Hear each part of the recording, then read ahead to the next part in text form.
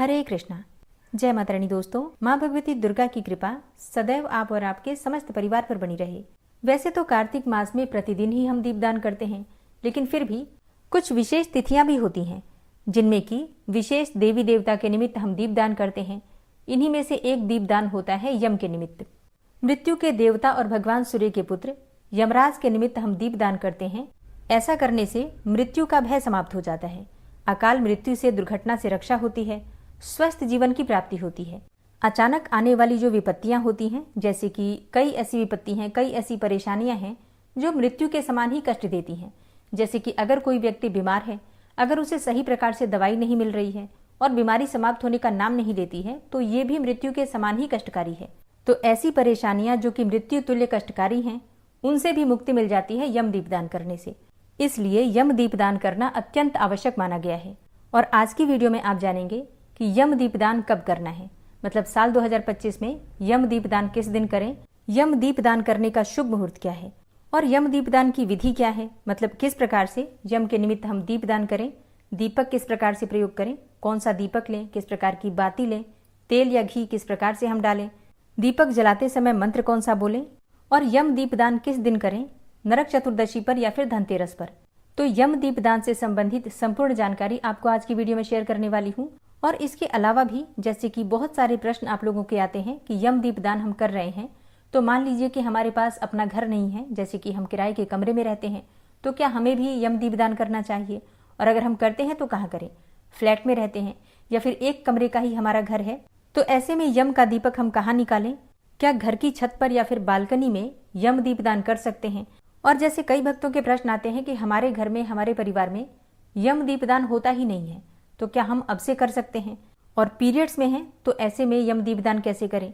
और यम दीपदान करने के बाद अगले दिन जो सामग्री बच जाती है, जैसे कि जो बुझा हुआ दीपक होता है या फिर बाती होती है, दीपक में जो हम सामग्री का प्रयोग करते हैं, सिक्का होता है या फिर अनाज होता है, उसका क्या करें?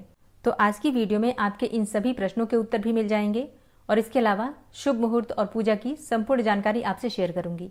तो वीडियो को अंत तक जरूर देखिए और वीडियो अच्छी लगे अगर, तो वीडियो को लाइक कीजिएगा, क्योंकि आपके लाइक्स, आपके कमेंट्स मेरे लिए बहुत महत्वपूर्ण होते हैं। ये एकमात्र जरिया है जिनसे मुझे पता चलता है कि आपको ये वीडियो अच्छी लगती है और आपके लिए ये वीडियो उपयोगी है। तो अगर वीडियो अच्छी लगे तो लाइक तो जरूर ही किया कीजिए। चलिए सबसे पहले जानते हैं कि यम दीपदान हमें कब करना चाहिए। देखिए, स्कंद पुराण में लिखा गया है, कार्तिकस्यासिते पक्षे त्रयोदश्याम निशामुखे यम दीपम बहिर्दद्यात् अपमृत्युर्विनश्यति। अर्थात कार्तिक मास के कृष्ण पक्ष की त्रयोदशी तिथि के दिन सायंकाल में घर के बाहर यमदेव के उद्देश्य से अगर दीप रखा जाता है तो अपमृत्यु का निवारण होता है। इस विषय में पद्म पुराण में भी वर्णित है। पद्म पुराण में लिखा है, कार्तिकस्यासिते पक्षे त्रयोदश्याम तु पावके यमदीपम बहिर्दद्यात् अपमृत्युर्विनश्यति। अर्थात कार्तिक मास के कृष्ण पक्ष की त्रयोदशी तिथि को घर से बाहर यमराज के लिए दीप देना चाहिए। इससे दुर्मृत्यु का नाश होता है, अर्थात अकाल मृत्यु या फिर दुर्घटना से मृत्यु नहीं होती। तो ऐसे में पद्म पुराण में भी और स्कंद पुराण में भी स्पष्ट लिखा है कि यम के निमित्त दीपदान कार्तिक मास के कृष्ण पक्ष की त्रयोदशी को संध्या काल में करना चाहिए। ठीक है, तो ऐसे में कई स्थानों पर तो धनतेरस के दिन ही दीपदान करते हैं यम के निमित्त, और कई स्थानों पर नरक चतुर्दशी पर यम का दीपदान करते हैं। तो कई स्थान ऐसे भी हैं, मतलब कई परिवार, कई क्षेत्र ऐसे हैं जहां पर कि धनतेरस से प्रारंभ करके और भाई दूज तक पूरे 5 दिन यम के निमित्त दीपदान किया जाता है। तो ये तो देखिए परंपराएं हैं, जिस प्रकार से हमारे बुजुर्गों ने बनाई है, हम उसी प्रकार से नियम का पालन करते हैं। तो आपको भी इस बात का ध्यान रखना है कि आपके परिवार की परंपरा क्या है। अगर आपके परिवार में धनतेरस के दिन यम का दीपदान करते हैं तो आप धनतेरस के दिन कीजिएगा, और अगर नरक चतुर्दशी पर यम का दीपदान करते हैं तो नरक चतुर्दशी पर आपको करना है। अगर आपके घर में इस प्रकार की परंपरा है कि धनतेरस से लेकर और भाई दूज तक पूरे 5 दिन तक यम के निमित्त दीपदान किया जाता है, तो आप पूरे 5 दिन यम के निमित्त दीपदान कीजिएगा। ठीक है, परंपराएं जिस प्रकार से हमारे घर में बनी है, परिवार में बनी है या फिर क्षेत्र में बनी है, उसी प्रकार से नियम पालन करना चाहिए। अब इसी विषय में एक प्रश्न आता है कि हमारे घर में नहीं होता है यम का दीपदान, ठीक है, मतलब पहले से कोई नहीं करता है, तो क्या हम अब से कर सकते हैं? हाँ जी, बिल्कुल कर सकते हैं, क्योंकि यम के निमित्त दीपदान सभी को करना चाहिए। ठीक है, और वैसे भी कार्तिक मास में तो प्रतिदिन हम दीपदान करते हैं, अलग अलग देवताओं के नाम से दीपदान करते हैं, तो आप यम का दीपदान भी कर सकते हैं। और अब जानते हैं कि यम दीपदान करने के लिए आपको कौन सी सामग्री चाहिए और किस प्रकार से यम का दीपदान आपको करना है। देखिए, सबसे पहले आपको चाहिए एक मिट्टी का दीपक जो कि चौकोर होना चाहिए। अच्छा, आप चाहें तो आटे का दीपक भी बना सकते हैं। दीपक चौमुखा होना चाहिए और इसके बाद आपको चाहिए 2 बातियां लंबी वाली। ठीक है, बातियां आप चाहें तो रुई से भी बना सकते हैं या फिर कपड़े से बना सकते हैं, मतलब पुराना कोई कपड़ा हो तो उससे भी बना सकते हैं, सूती कपड़ा हो तो, या फिर पूजा की दुकान पर लंबी बातियां मिल जाती हैं, आप वहां से भी ले सकते हैं। लंबी बातियां 2 चाहिए जो कि हम दीपक में डालते हैं क्रिस क्रॉस करके और चारों तरफ से कोने निकाल देते हैं। अब इस दीपक में आपको डालना है सरसों का तेल, कड़वा तेल होता है उसे डालते हैं, या फिर आप चाहें तो तिल तेल भी प्रयोग कर सकते हैं। वैसे सरसों के तेल का ही प्रयोग किया जाता है, सरसों का तेल ना मिले तो आप तिल तेल डाल सकते हैं। अच्छा, इस दीपक में आप थोड़ी सी राई के दाने, जैसे कि कुछ दाने, चुटकी भर राई काली वाली जो होती है वो डाल दीजिए, चाहे तो थोड़े से जौ के दाने भी डाल सकते हैं। अच्छा, एक और चीज, मान लीजिए आपके पास काली वाली सरसों ना हो, राई ना हो, तो ऐसे में क्या करें? तो ऐसे में आप काले तिल डाल दीजिए। काले तिल तो सभी के पास होते हैं, पूजा में प्रयोग करे ही जाते हैं, तो आप लोग थोड़े से काले तिल डाल सकते हैं। और एक सिक्का डाल दीजिए। ठीक है, दीपक के अंदर ही एक सिक्का डालना है, थोड़े से राई के या फिर तिल के दाने डालने हैं, और अगर उपलब्ध हो तो थोड़े से जौ के दाने भी आप डाल सकते हैं। अच्छा, एक चीज बताना भूल गई मैं आपको, जैसे कि कई परिवारों में यम के निमित्त जो हम दीप दान करते हैं, पुराना दीपक प्रयोग किया जाता है। जैसे कि पहले कभी प्रयोग किया हुआ दीपक हो, उसी दीपक को यम के निमित्त प्रज्वलित करते हैं। तो अगर आपके यहाँ इस प्रकार की परंपरा है तो आप बिल्कुल कर सकते हैं। ठीक है, क्योंकि जो भी हमारे परिवार में होता है हमें नियम उसी प्रकार से पालन करना है। और जैसे कि अगर आपके पास पुराना दीपक नहीं है और पुराना ही जलाया जाता है तो क्या करें? तो ऐसे में आप किसी भी दिन जो दीप दान कर रहे हैं, जैसे कि अभी तो कार्तिक मास ही चल रहा है, प्रतिदिन ही हम दीप दान करते हैं, तो उसी में से पुराने दीपक का प्रयोग कर लीजिए। ठीक है। अच्छा, कई भक्तों के प्रश्न आते हैं कि हमारे यहाँ चौमुखा दीपक नहीं जलाते हैं, एक ही तरफ दीप दान करते हैं, मतलब एक ही तरफ दिया जलाते हैं। तो अगर आपके यहाँ इस प्रकार से होता है तो आप ऐसा भी कर सकते हैं। ठीक है, तो जैसा आपके यहाँ होता है आपको बिल्कुल उसी प्रकार से करना है। और अब जानते हैं कि दीपक जलाना कब है, प्रज्वलित कब करना है। देखिए, यम का जो दीप दान करते हैं, जैसा कि अभी हमने श्लोक सुना स्कंद पुराण का और पद्म पुराण का, शाम के समय संध्या काल में, यानी कि प्रदोष काल में। तो प्रदोष काल में आप कर सकते हैं दीपदान। लेकिन कई परिवारों में यम के निमित्त जो दीपदान करते हैं वो रात्रि में करते हैं, देर रात्रि में करते हैं। जैसे कि घर में, परिवार में सभी लोग अगर बाहर गए हुए हैं तो घर में आ जाए, सबका खाना पीना हो जाए, घर की रसोई साफ हो जाए, मतलब घर के सभी कार्य पूर्ण करने के बाद जब परिवार के सभी सदस्य व्यवस्थित हो जाते हैं, अपने अपने स्थान पर व्यवस्थित हो जाते हैं, तब यम के निमित्त दीपदान करते हैं। तो परिवारों की परंपरा है, कहीं पर देर रात्रि में होता है तो कहीं पर शाम को प्रदोष काल में भी होता है। तो ये आप देख लीजिएगा अपने परिवार में जिस प्रकार से जिस समय होता है उस समय आप कर सकते हैं। तो यम दीपदान के लिए कोई विशेष शुभ मुहूर्त नहीं होता है, लेकिन अगर आप प्रदोष काल में करते हैं तो फिर शाम को प्रदोष काल का समय, जैसे कि 5:30 से शाम को 7:30 तक आप दीपदान कर सकते हैं। और जिनके यहाँ देर रात्रि में होता है तो अपने घर की व्यवस्था देख लीजिए और उसके अनुसार आप कर सकते हैं, जैसे कि 10 बजे तक या फिर 10:30 तक। ठीक है, इससे ज्यादा देर नहीं करना है, मतलब ऐसा ना हो कि आप देर के नाम पर 11 बजे तक या 11:30 तक कर रहे हैं, 12 बजे तक कर रहे हैं, ऐसा नहीं करना है। ठीक है, चलिए अब बात करते हैं कि दीपदान कहाँ करें। देखिए, दीपदान हम करते हैं घर के मुख्य द्वार पर। वैसे पहले के समय में क्या होता था कि घर के बाहर थोड़ी दूर पर, जैसे कि जहां पर कूड़ा वगैरह रखते थे, तो कूड़े के पास ही यम के निमित्त दीपदान करते थे। अभी भी गाँव में इसी प्रकार की परंपरा है, लेकिन शहरों में तो इस प्रकार की कोई व्यवस्था है ही नहीं। फिर क्या करें? देखिए, अपने घर के मुख्य द्वार से बाहर निकल जाइए और घर के मुख्य द्वार से बाहर अगर थोड़ी सी भी खाली जगह है, जैसे कि कोई खाली प्लॉट इत्यादि हो, तो वहां पर प्रज्वलित कर सकते हैं। लेकिन ध्यान रखिए, घर के मुख्य द्वार से दक्षिण दिशा की तरफ ही आपको दीप प्रज्वलित करना है। लेकिन अगर घर के बाहर किसी का घर है, खाली प्लॉट नहीं है, तो क्या करें? तो फिर घर के मुख्य द्वार पर दक्षिण दिशा की तरफ दीपदान कर सकते हैं। और ध्यान रखिए कि जब आप दीपदान कर रहे हैं तो आपका मुख दक्षिण दिशा की तरफ ही होना चाहिए।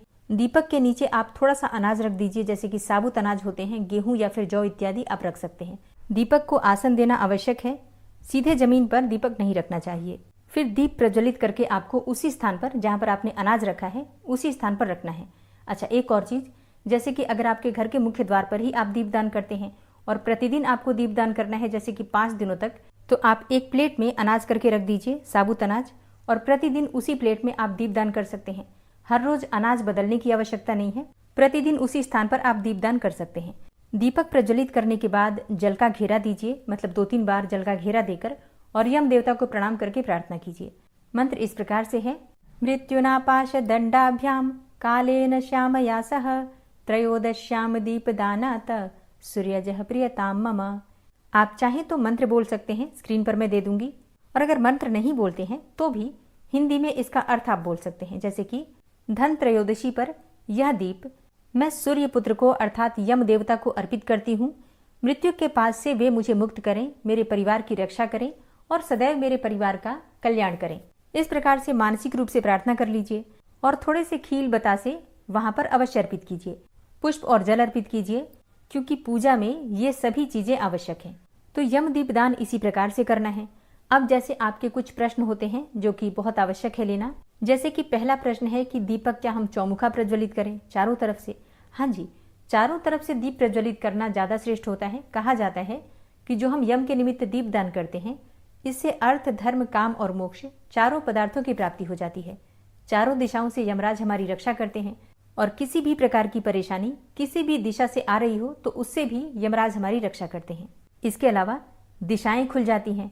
जैसे कि कई बार क्या होता है कि परिवार में कोई बंधन होता है, किसी के किए कराए का बंधन हो सकता है, हमारे पूर्व जन्म के कर्मों के बंधन भी हो सकते हैं। तो चौमुखा दीपदान करने से सभी प्रकार के बंधनों से मुक्ति मिल जाती है, चारों दिशाएं प्रकाशित हो जाती हैं और किए कराए तंत्र मंत्र के प्रभाव भी समाप्त हो जाते हैं। इस प्रकार से यम दीपदान चौमुखा करने से, तो चौमुखा दीपदान करें, ज्यादा श्रेष्ठ है।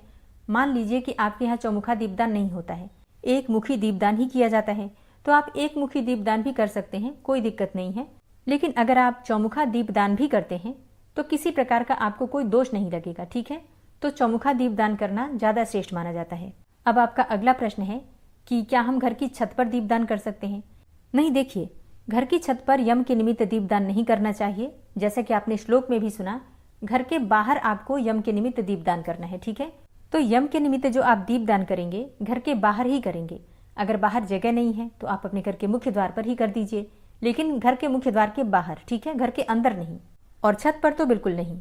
आपका अगला प्रश्न होता है कि हमारा किराए का मकान है, किराए का घर है, एक ही कमरा है हमारे पास, या फिर हम फ्लैट में रहते हैं जहां पर कि अगला फ्लैट किसी और का है, तो हम दीपदान कहाँ करें? देखिए, जहां पर आप रहते हैं, जो कमरा आपका है या फिर जो फ्लैट आपका है, तो अपने फ्लैट के बाहर, अपने फ्लैट के मुख्य द्वार के बाहर या फिर अपने कमरे के बाहर, जैसे कि एक ही कमरे का घर है आपके पास, तो अपने कमरे के बाहर दक्षिण दिशा की तरफ मुख करके और आप दीपदान कर दीजिए, ठीक है। मतलब कमरे से बाहर होना चाहिए, फ्लैट से बाहर होना चाहिए, बस इतना ध्यान रखिए।